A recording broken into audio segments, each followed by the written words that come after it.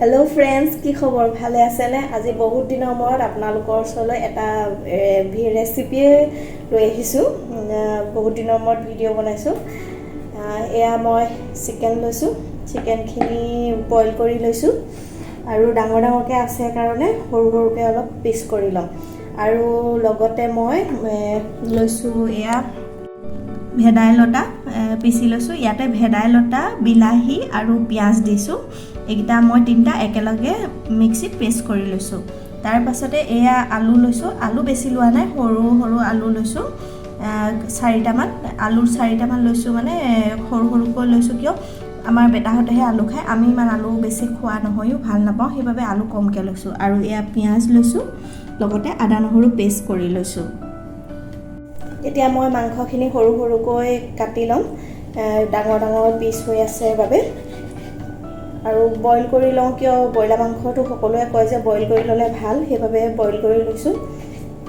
আৰু বইল কৰি ললে অলপ কোমলো হয় সেইভাবে বেটাহতে খাইও অলপ বেছি ভাল পায় আপোনালোকে ভেদাইলতা মাংসটো খাইছেনে বাৰু কিন্তু ভেদাইলতা মাংস বনাব সময়ত বহুত বেয়া গোন্ধায় বহুতে কয় যে বেয়া গোন্ধায় কিন্তু খাবলৈ বহুত টেস্টি হয় এতিয়া মই মাংসখিনি এনেদৰে কাটি লৈছো মাংসখিনি মই সৰু সৰুকৈ এনেদৰে পিচ কৰি লৈছো আৰু এতিয়া মই ৰেচিপিটো ষ্টাৰ্ট কৰিম আৰু আজি মাংসটো ৰেচিপি হৈছে ভেদাইলতা দিয়া বইলা মাংস এতিয়া মই কেৰাহীখন পাতি লৈয়ে তেল দিছো মোৰ এটা বৰ বেয়া অভ্যাস যে কেৰাহীখন পাতিয়ে মই লগালগ তেলটো দি দিওঁ এনেদৰে আপোনালোকৰ কাৰ বাৰু কেৰাহীখন গৰম হোৱালৈ ধৈৰ্য নাই মোক জনাবচোন মোৰ কিন্তু ধৈৰ্যই নাই কেৰাহীখন গৰম নোহোৱা আগতে মই তেল দিয়ে দিওঁ এতিয়া তেল গৰম হৈ গ'ল তেল গৰম হোৱাৰ পাছতে মই পিয়াজখিনি দি দিছো পিয়াজখিনি দি লোৱাৰ পাছত মই ভালদৰে ফ্ৰাই কৰি ল'ম পিয়াজখিনি ভালদৰে ফ্ৰাই হৈ গ'ল এতিয়া মই ইয়াত চিকেনখিনি দি দিম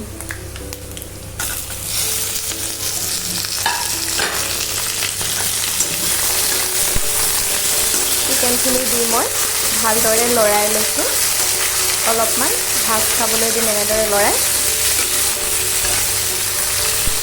চিকেনখিনি অলপ দেৰি ভজাৰ পাছত ইয়াত মই আলু কেইপিচ দি দিম আলু কেইপিচ দিয়াৰ পাছত মই আকৌ এনেদৰে লৰাই অলপ দেৰি ভাজি ল'ম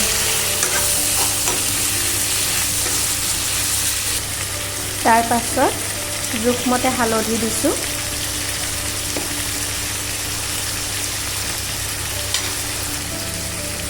আৰু নিমখ দিছো এতিয়া মই অলপ দেৰি এনেকৈ লৰাই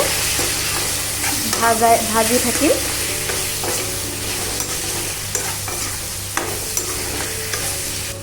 আৰু ওপৰতে এনেকৈ আদা নহৰুকণ দি অলপ টাইমৰ বাবে ঢাকন দি ৰাখি দিছো আৰু ইয়াতে মই লগতে এইফালে দিছো কাশ্মীৰী মিৰ্চ আৰু ইয়াতে দিছো চিকেন মছলা বেছি মছলা দিয়া নাই এয়াই দিছো অলপমান আৰু প্ৰায় চিকেন বনালে মই চিকেন মছলা আৰু কাশ্মীৰী মিৰ্চে ইউজ কৰোঁ বেলেগ আৰু মছলা দিয়া নহয়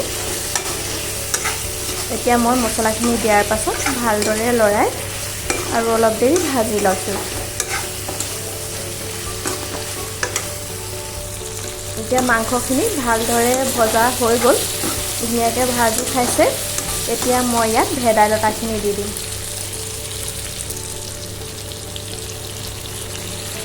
ভেদাইলতাখিনি দিয়াৰ পাছত আকৌ এনেদৰে অলপ টাইম লৰাই আছো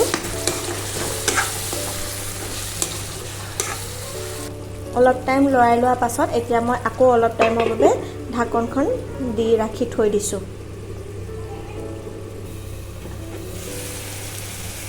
এনেদৰে মাজে মাজে ঢাকনখন অতৰাই মই লৰাই আছিলো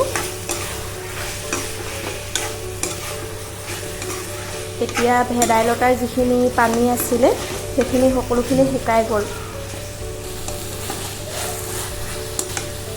এতিয়া মই ইয়াতে অলপমান পানী দিছো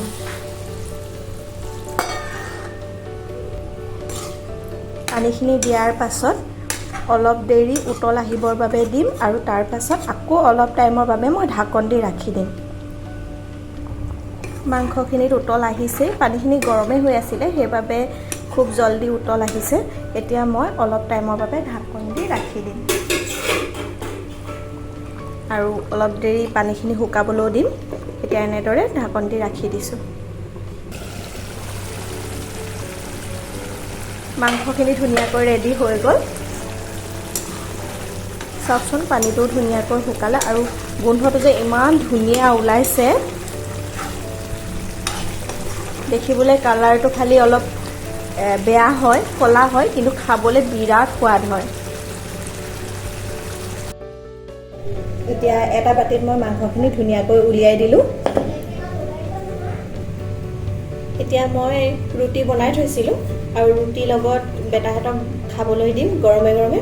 আৰু বেটাহঁতে কি বুলি কয় আপোনালোকক জনাম। কেনেকুৱা লাগিলে বেটু খাই? টেষ্টি হৈছে। ডাঙৰ টেষ্টি লাগিলে মোৰ ফিনিছ হৈ গ'ল। আৰু তোমাৰ? মোৰ পিছত এই ফিনিছ হ'ব। মোৰ অকণমান আছে তাৰপিছত হৈ যাব খাই পিনি। ঠিক আছে দিয়া, থেংক ইউ। Welcome welcome. তুমি পাপাৰ কাৰণে ৰুটিটো থৈ দিবা মা, হ'বনে? থৈ দিছোঁ মই পাপাৰ কাৰণে। তুমিও খাবা। অ'কে। বেটাহঁতে খালেও আৰু খাই বৈ ফিনিছ কৰিলে। সিহঁতি হেনো কৈছে বিৰাট টেষ্টি লাগিলে আৰু আপোনালোকেও ঘৰত বনাই খাই চাব, কেনেকুৱা পালে জনাব। মই কৈছোঁ নহয় বিৰাটেই টেষ্টি হয় আৰু হেল্থৰ কাৰণেও বিৰাট ভাল। ভেদাইলতা দি মাংস খাই চাব। মাছ দিটো খাইছেই চাগে আৰু মাংস দিও কিছুমানে খাইছে, আৰু যিসকলে খোৱা নাই খাই চাব আৰু পাৰিলে কমেণ্ট বক্সত এবাৰ জনাব। Bye bye. Bye bye, see you next time video' কৰিম।